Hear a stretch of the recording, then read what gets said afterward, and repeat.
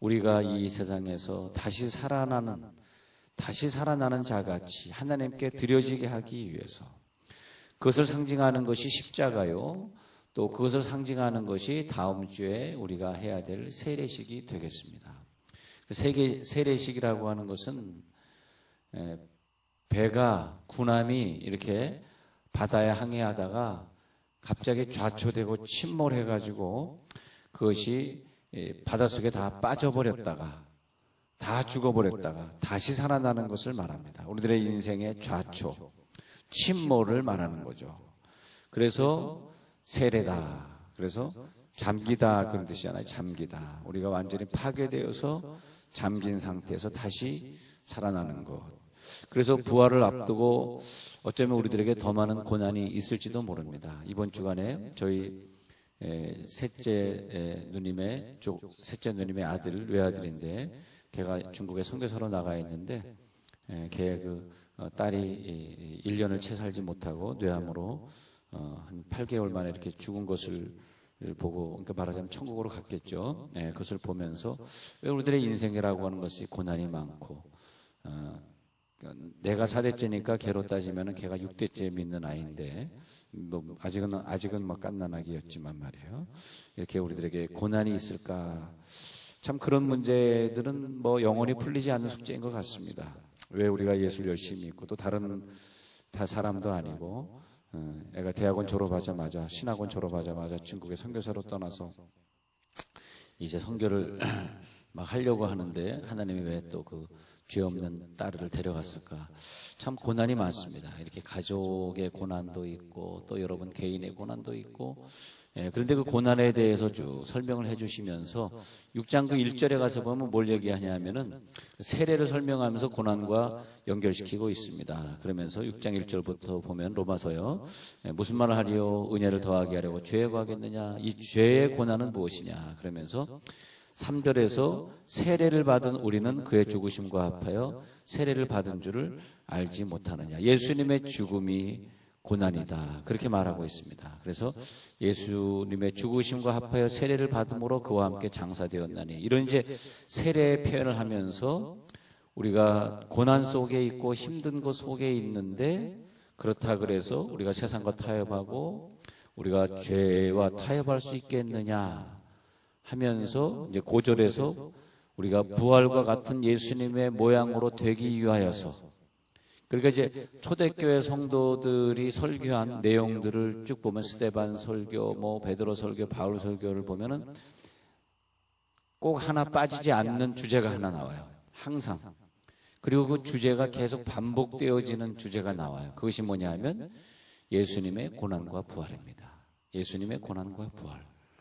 그러니까 그 당시에 물론 고난이 많던 사람들에게 그런 메시지를 전했는지 모르지만 끊임없이 우리들의 인생에 고난이 있을 것이고, 그 후에 우리가 예수님을 따라서 부활할 것이고, 그렇게 얘기하면서 오늘 로마서 6장에서는 그 고난과 부활을 세례로 말씀하면서, 그래서 우리들이 이 세례를 받는 것은 죽었다 살아나는 것인데, 죽음이 뭐냐? 우리에게 고난을 주는 것이고, 그렇기 때문에 그것은 뭐냐 하니까 죄를 이기는 것이고 하면서 이제 6장 6절이 진행되게 된 것입니다. 우리가 알거니와 우리의 옛사람이 예수와 함께 십자가 못 박힌 것은, 세례를 설명하면서 죄의 몸이 주고 다시는 우리가 죄에게 종로로 타지 아니하려 함이라, 그렇게 말하고 있는 것이죠. 그래서 옛사람이 예수와 함께 십자가에 못 박힌 것은, 이걸 자꾸 생각해야 돼요. 옛사람이, 오늘 우리가 예수의 부활을 체험하는 사람이라면 옛사람이, 그 부활을 체험하기 전의 사람이, 때로는 우리가 고난을 주신 하나님을 원망해 보기도 하고, 또 우리들의 죽으심이 예수님의 죽음이구나 좀 깨달아 보기도 하고, 왜 하나님이 나를 고난을 통해서 이렇게 죽이시는가. 그런데 그 고난을 통해서 죽이시면서 그것을 뭐와 연결하냐 하면, 내가 고난이 없다면 어떻게 살았을까 하면서 죄의 몸이 되었을 것이다, 이렇게 말하고 있는 거죠. 진도가 하나 더 나가서 나에게 고난이 없었더라면 나는 분명히 죄를 졌을 것이다. 우리가 고난을 이미 졸업한 사람들, 고난이 없는 사람들, 가정적으로나 물질적으로나 모든 것이 평안한 사람들 좋은 줄 알았더니 예수 안 믿고 죄의 몸이 되더라. 그래서 예수님이, 자, 6절 보시면요. 죄의 몸이 멸하여. 그래서 우리들이 예수와 함께 우리가 못 박힌 것은 죄의 몸이 죽어서, 우리들의 죄의 몸이, 옛날 성경에 죄의 몸이 멸하여 그렇게 되어 있네요. 죄의 몸이 죽어서 다시는 우리가 죄에게 종로로 타지 않게 하려고 예수님도 죄가 없는데 고난을 받으신 이유. 그렇죠? 죄의 몸이 완전히 죽어버려야지 예수와 연합하여 세례를 받는 것이다. 다음 주에 세례 받으시는 분들은 내가 완전히 예수님과 함께 죽는 것이다. 그래서 옛사람을 완전히 십자가에 못 박혀 버리는 것이다. 우리가 과거에 세례받은 사람은 다시 이 고난 주간을 생각하면서 내가 세례받았는데 왜 내가 아직 내 성질이 남아있지, 내 죄가 남아있지, 내 욕심이 남아있지, 왜 하나님이 그래서 나에게 또 고난을 주시는 것이지, 그렇게 꼭 생각해야 될 것입니다. 세례는 바로 그런 것을 의미했었으니까 말이죠. 그래서 죄를 지었던 옛사람이 이 썩을 육체를 깨쳐버리기 위해서 고난을 주시고, 그래서 그 고난을 통해서 우리가 더불어서 죄를 이기는 육체가 되시길 간절히 바랍니다. 죄를 이겨야 되겠습니다. 자, 우리가 말이에요. 우리가 태어나서 예수님과 함께 세례를 받고 부활을 체험하지 않는 육체는 물을 마셔도 죄를 위해서 마시고, 밥을 먹어도 이 건강이 주어지면 또 죄를 짓고, 또 중독에 빠지고, 생각을 해도 죄를 질 생각을 하고, 그것이 뭐냐? 옛사람이라는 거죠. 그래서 그 죄는 뭐냐면 밥 먹듯이 죄를 짓고, 그래서 우리가 숨을 쉬면 죄가 들어오고 죄덩어리다. 이 죄덩어리로선 도저히 천국의 부활의 몸을 가질 수가 없더라. 그래서 이 죄의 덩어리를 완전히 깨트려 버려야 되는 걸 믿으시기 바랍니다. 이 죄의 덩어리를 깨져야 해. 그래서 고린도후서 5장 17절에서, 요즘 어떻게 성경이 바뀌었는지 모르면 옛날 성경으로 외워보면, 그런즉 누구든지 그리스도 안에 있으면 새로운 뭐다? 새로운 피조물이라. 이전 것은 지나갔으니 보라 무엇이 되었도다? 새 것이 되었도다. 그래서 피조물, 새로운 피조물. 그러니까 우리들이 구원받는 거, 나는 그냥 구원받았지라는 개념에서 조금 더 진일보 하셔가지고 완전히 내가 구원받았기 때문에 새로운 피조물. 그러니까 구원이라고 하는 것은 그분이 해주셨는데 내가 해야 되는 건, 우리가 태어나는 건 내 힘으로 할 수 없잖아요.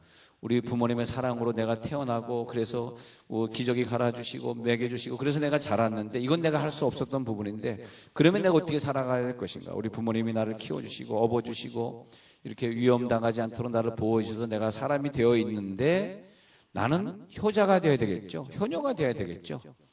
나는 이 인생을 더 보람되게 살아줘야 되겠죠. 내가 태어날 수는 없어요. 그러니까 구원은 태어난 것이잖아요. 내가 구원받았어요. 그럼 어떻게 되냐? 나는 예수의 몸으로 살아주는 사람이 되시길 바랍니다. 그게 뭐냐? 새로운 피조물로 오늘 그 죄의 몸이 멸하여. 그거 한번 또 읽어볼까요? 자, 6절 읽었는데, 우리가 죄에게 종노릇 하지 아니하려 하미니. 자, 우리는 이제부터 죄에게 종노릇 하지 않는 몸으로 산다. 이는 죽은 자가 죄에서 벗어나 의롭다 하심을 얻었습니다. 할렐루야. 죽은 자가 이제는 뭐에서 벗어나? 죄에서 벗어나. 그래서 예수님이 고난을 받은 것이고, 우리를 어쩌면 죄에서 벗어나게 하시려고 고난을 주시는지도 모릅니다. 아마 어떤 분이, 여기 계신 분이, 내가 고난이 없어도 죄를 안 질 텐데 이렇게 말씀하신다면 아마 자기 자신을 잘못 판단하셨는지 몰라요. 근데 어떤 분이 여기서 고난을 받지 않고도 죄를 안 짓는 분이 계시다면, 여러 각도에서 봅시다.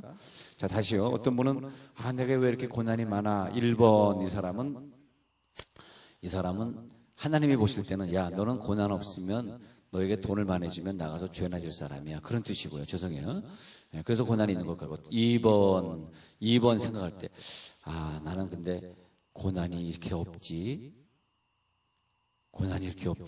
하나님이, 근데 고난이 없지라는 사람을 둘로 나눠보면 그 사람은 정말 하나님 보실 때, 야, 너에게 고난을 안 줘도 너는 죄 안 질 사람이야. 그런 사람이 옆에 앉아있네. 이 사람은 고난이 없네. 왜냐면 왜 고난이 없냐 하니까, 고난이 없어도 죄를 안 져요. 그런 사람이에요. 정말 그 사람 감사한 거죠. 근데 그 사람 중에 이런 사람, 고난이 없는 사람 중에, 왜 나는 고난이 없지? 내가 죄를 안질 수 있다고 하나님이 믿으시는가 보다. 나에게 고난을 안 줘도 하나님은 내가 죄 안 짓겠다고 믿으시는가 보다 라고 생각하는 착각 속에서 벗어나서 내일부터 고난이 있을지도 모른다. 왜냐하니까 근데 진짜 어떤 사람은 네 번째 사람, 세 번째 사람은 내일부터 고난이 있을 사람, 네 번째 사람은 정말 다 고난을 초월한 사람, 다 졸업한 사람. 할렐루야. 이제는 내 나이가 목사님 벌써 제 나이가 이제 70이 되었습니다. 이제는 다 옛날의 죄를 다 졸업했습니다. 이제는요 고난이 없어도 나는 이제 죄를 짓지 않아도 됩니다. 고난이 없습니다. 와, 그 정도까지 가시기 바랍니다. 언제? 나이가 85세, 방년 85세 됐을 때 이제는 용서, 사랑, 선교, 기쁨, 기도 밖에 없습니다. 아니 그런 분들 보니까 진짜요 40대 60대 됐는데도 고난이 없더라고. 자식이 딱 공무원 돼가지고 엄마한테 200만 원씩 갖다 주고 고난이 없더라고. 이제는 다 졸업했습니다. 그때 보니까 진짜 새로운 피조물이구나. 이제는 이 땅에서 부활을 누리고 사는구나. 우리가 고난 속에 있다는 것은 아직까지 고난주간이잖아요. 자, 고난주간이 지나가면 다음 주에 부활절이잖아요. 내가 고난에 있다는 건 아직까지 고난주간을 보내고 있는 거잖아요. 예수님의 고난주간. 내가 아직 죄를 이기지 못한다는 것은 아직 내 앞에 고난이 남아있다는 뜻이잖아요. 그렇잖아요. 하나님이 나를 사랑하시는데 죄를 계속 짓게 놔두겠어요? 고난을 좀 주시겠죠. 나 말고. 그러니까 죄를 주실 거 아닙니까? 우리들에게. 그러면 과거에 고난이 있었던 내일 고난이 있을지 모르지만 어쨌든 그 고난이 있을 거 아니에요. 네.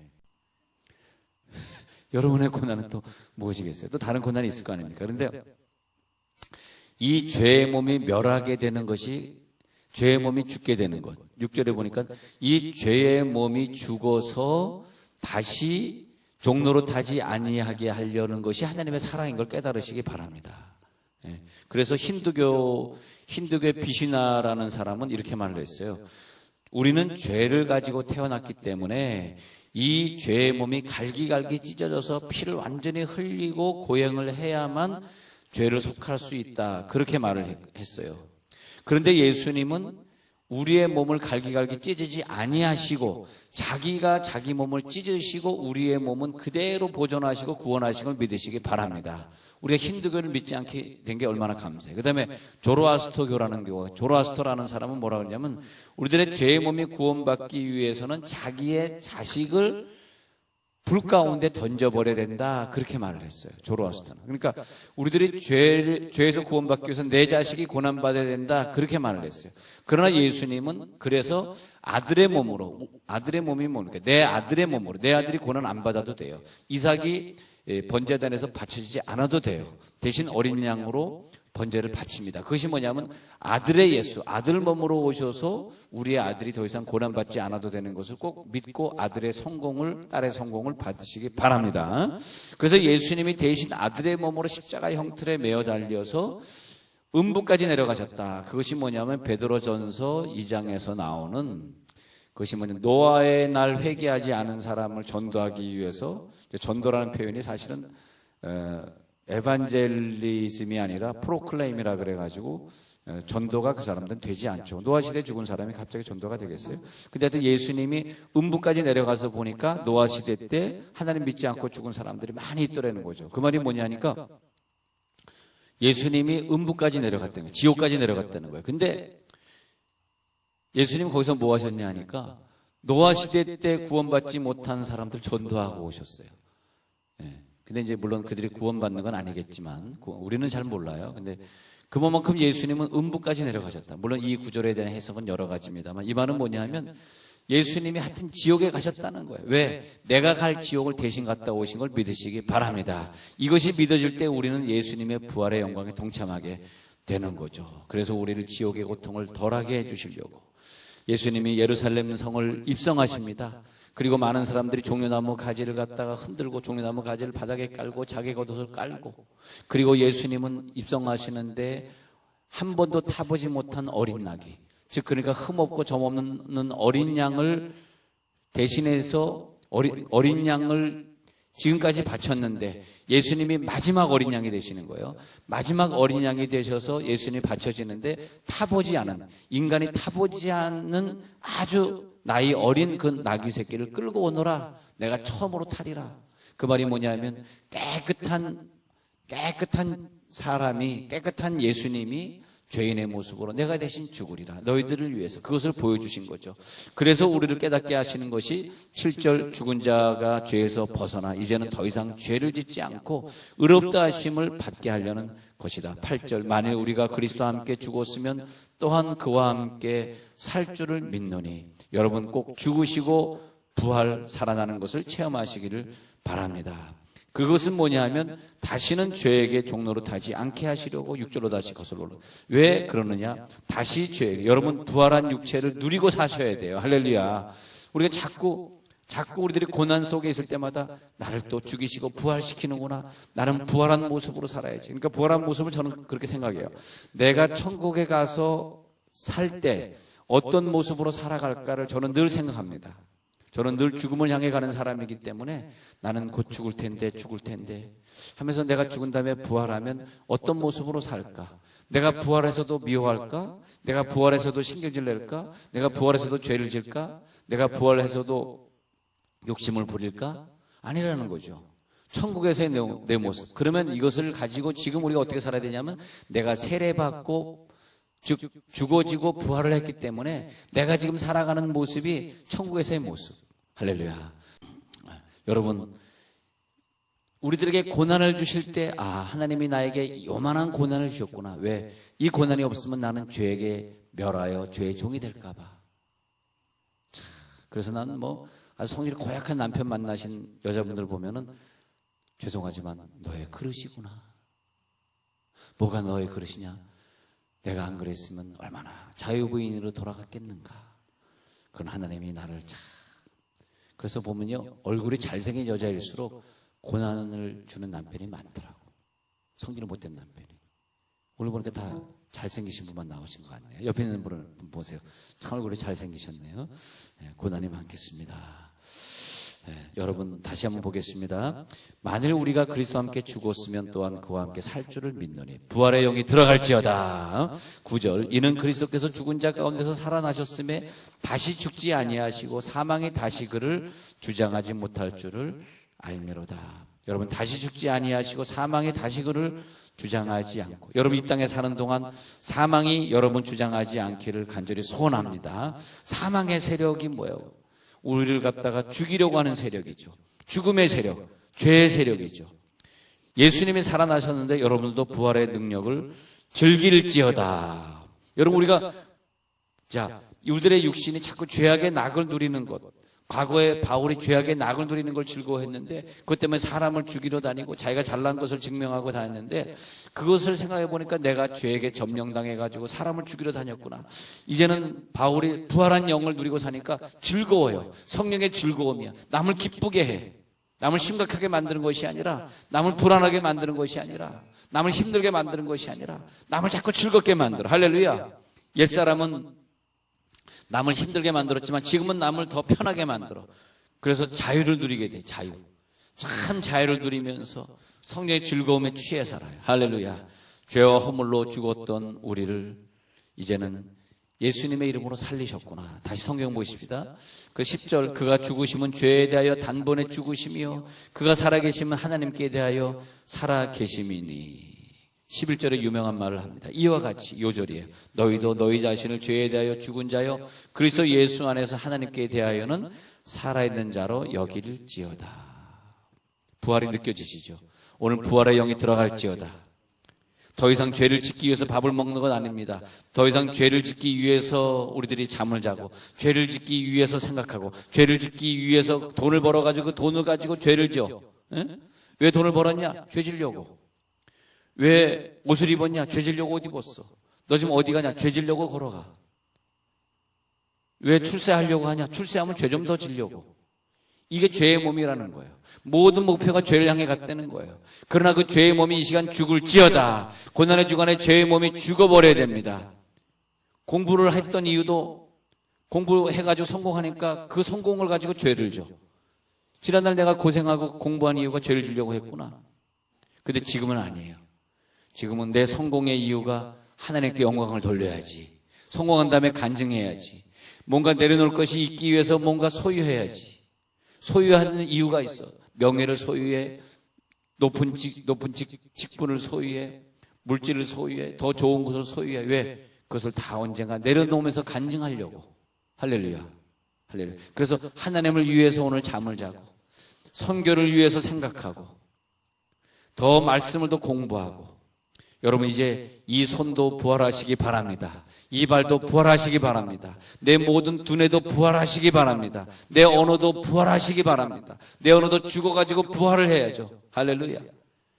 예수 그리스도 합하여 세례를 받는 것. 자, 이제 그 다음 구절 보고 마치고자 합니다. 12절. 그러므로 너희는 죄가 너희 죽을 몸을 지배하지 못하게 하여 몸의 사욕에 순종하지 말고. 자, 몸의 사욕에 더 이상 순종하지 않는 부활한 육체를 가져갈지어다. 순종하지. 또한 너희 지체를 불의의 과거의 병기, 무기네요. 너희 지체를 불의의 무기로 죄에게 내주지 말고 오직 너희 자신을 죽은 자 가운데서 다시 살아난 자 같이 예수님과 똑같이 하나님께 드리는 삶을 사시길 바랍니다. 너희 지체를 의의 무기로 하나님께 드리라.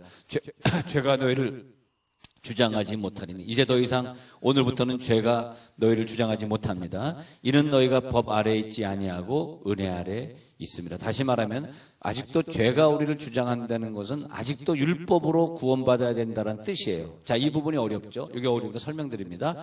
내가 아직도 죄의 육체를 가지고 있다는 뜻은 내가 아직 내 율법을 통해서 구원받는 단계에 머문다는 거예요. 아직까지 은혜를 누리지 못한 어떤 은혜, 나를 위하여 십자가 못 박혀 죽으시고 부활하신 그 은혜가 나에게 아직 오지 않았다는 증거입니다. 제가 이걸 갖다 새벽에는 이렇게 설교했어요. 이 장소 설교할 때 어떤 사람이 용서가 되지 않는다는 것은 하나님이 나를 용서하지 않았다는 뜻이라고 설명했어요. 하나님 나를 용서한 용서를 체험한 사람은 다 용서가 돼요. 왜? 내가 용서의 능력이 내 속에 들어왔기 때문에 내가 그 사람, 그 남편을 용서하는 것이 아니라 하나님이 용서하는 힘을 주셨기 때문에. 할렐루야. 그것이 용서라는 제목. 우리가 알고 있는 모든 단어가 똑같습니다. 부활? 예수님의 부활을 체험한 사람은 지금 부활한 삶을 사는 것이지, 내가 예수님의 부활을 체험했는데 내가 예수님의 부활을 못 느끼고 산다. 그건 부활을 체험한 게 아니라는 거죠. 이해가 되시겠어요? 그런 것처럼 내가 지금 죄의 법 아래 있다. 그러니까 이제 바리새인들이 가늠한 여인에게 돌을 던진다는 것은 예수님이 봤을 때 시각은 너네들이 가늠한 여인에게 돌을 던진다는 것은 네 마음속에 가늠하고 싶다고 하는 죄가 아직 남아있기 때문에 돌을 던지는 것이다. 나는 가늠하고 싶은 생각이 없기 때문에 이 가늠한 여인을 용서한다. 그래서 나는 죄를 던지지 않는다. 그것이 내가 바리새인과 다른 점이다. 이 얘기하고 있는 거거든요. 이해가 되시겠어요? 왜 이 가늠한 여인에게 돌을 던지냐 하면은 자기가 가늠하고 싶기 때문에 돌을 던진다는 거죠. 너희들은 네 속에 아직까지 가늠이라는 죄를 해결하지 못했다는 거죠. 그러나 너희들이 죽고 부활한 예수를 체험하면 그 부활의 영이 내 속에 오면 더 이상 그 죄가 보이지 않겠다는 거죠. 좀 이해가 되시겠어요? 그래서 너희가 아직까지 율법 아래에 있는 걸 증명한 것이다. 뭐가? 네가 죄 아래에 있다는 것은 너 아직 율법 아래에 있다는 것이다. 그렇기 때문에 이제 은혜가 너를 주장하게 되면 모든 것에 있어 자유롭게 될 것이다. 할렐루야. 예를 들고 마칠게요. 요한 웨슬레는 어렸을 때 불에 타서 죽을 뻔했다고 합니다. 그래서 동네 사람들이 그를 건져 주어서 살았다고 합니다. 우리 장관 웨슬레도 어렸을 때 불에 타서 죽을 뻔했대요. 근데 동네 사람들이 뛰어 들어가 가지고 그를 불 가운데 건져 주어서 살아났답니다. 그래서 그는 늘 생각하기를 나는 어차피 죽을 목숨, 불 가운데서 타져 죽을 목숨인데 내가 살았지. 늘 그런 생각하면서 요한 웨슬레가 헌신해서 살아서 감리교를 창시하고 영국을 변화시키고 세계를 변화시킨 사람이 되었다는 거죠. 자, 우리는 이제 하나님 앞에서 부활한 영으로 살았으면 좋겠습니다. 내 삶도 내 생각도 나의 모든 것도 부활하시길 간절히 축원합니다.